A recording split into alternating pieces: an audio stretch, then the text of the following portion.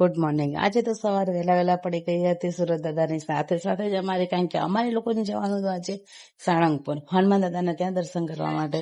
અમે લોકો તૈયાર થઈને નીકળી પડ્યા હતા રેલવે સ્ટેશન જવા માટે, કારણ કે અમારે જવાનું હતું ટ્રેનમાં. અમારી ટ્રેન આવી ગઈ હતી અને અમે લોકો બેસી ગયા હતા ટ્રેનમાં.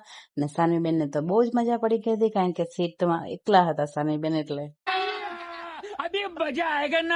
અમારી ટ્રેન ચાલુ થઈ ગઈ અને સાનવીબેન તો બધું જોવા લાગી હતી અને તો બહુ મજા આવતી હતી.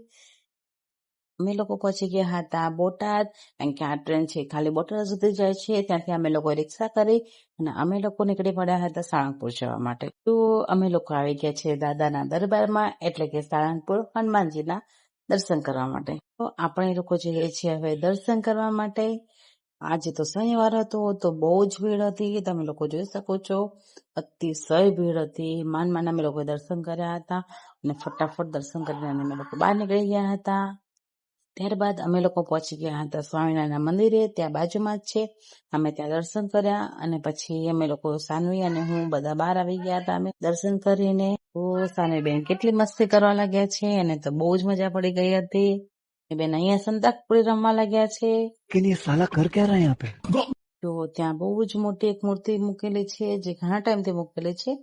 હું ઘણા વર્ષે આવી એટલા માટે મેં આજે ફર્સ્ટ ટાઈમ જોઈ છે, પણ બહુ જ મોટી મૂર્તિ છે અને જો વાતાવરણ પણ કેટલું મસ્ત છે, બહુ જ મજા આવી હતી. ત્યારબાદ અમે લોકો આવી ગયા હતા પ્રસાદ લેવા માટે. બહુ જ મસ્ત પ્રસાદ હતો.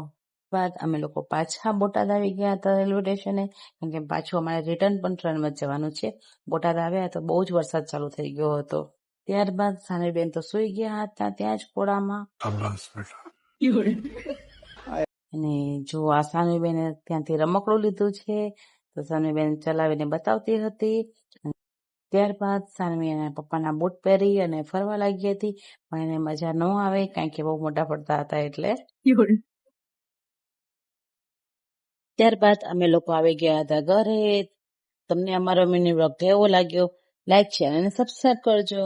Thank you.